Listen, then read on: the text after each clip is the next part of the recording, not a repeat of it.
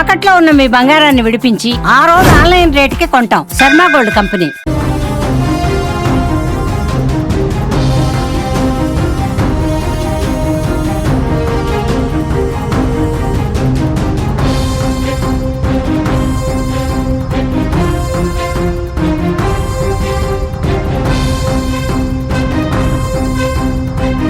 పాకిస్తాన్ ఆత్మాహుతి దాడి జరిగింది. ఆర్మీ స్కూల్ బస్ పై సూసైడ్ బాంబు దాడి చేయగా 5 చిన్నారులు మృతి చెందారు.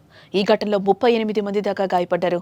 చిన్నారులను పాఠశాలకు తీసుకెళ్తూ ఉండగా ఈ బస్సును పేల్చేశారు. బలూచిస్తాన్ ప్రావిన్స్ ని కుజ్దార్ జిల్లాలో ఈ ఘటన చోటు చేసుకుంది. సమాచారం అందుకున్న భద్రతా దళాలు సంఘటనా స్థలానికి చేరుకుని ఆ ప్రాంతాన్ని సీజ్ చేశాయి. గాయపడిన వారిని అంబులెన్సుల్లో సమీపంలోని ఆసుపత్రులకు తరలించారు. గాయపడిన వారిలో చాలా మంది చిన్నారుల పరిస్థితి విషమంగా ఉన్నట్లు, మృతుల సంఖ్య పెరిగే అవకాశం ఉందని స్థానిక అధికారులు తెలిపారు.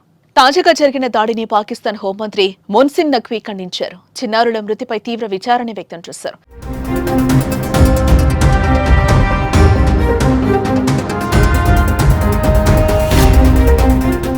దాడికి పాల్పడిన వారిని మృగాలుగా అభివర్ణించారు. స్కూల్ విద్యార్థులను లక్ష్యంగా చేసుకుని చేసిన ఆత్మాహుతి దాడికి సంబంధించిన వారిని ఎట్టి పరిస్థితుల్లోనూ వదిలిపెట్టేది లేదని ఆయన హెచ్చరించారు. ఈ దాడికి ఏ గ్రూపు బాధ్యతను ప్రకటించకపోవడంతో ఎవరు చేశారన్న దానిపై మాత్రం క్లారిటీ రాలేదు. అయితే పోలీసులు మాత్రం బలూచ్ వేర్పాటువాద గ్రూపులను అనుమానిస్తున్నారు.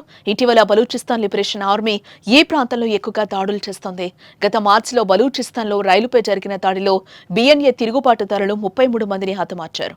ఇప్పుడు ఈ దాడి కూడా వారి పని అని అనుమానం వ్యక్తం చేస్తున్నారు. కుజ్దార్లో వారం రోజుల్లో ఇది 2వ అతిపెద్ద ఉగ్రవాదాడి.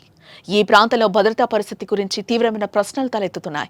నిరంతర దాడులు సామాన్య పౌరుల భద్రతను ప్రమాదంలో పడేస్తున్నాయి.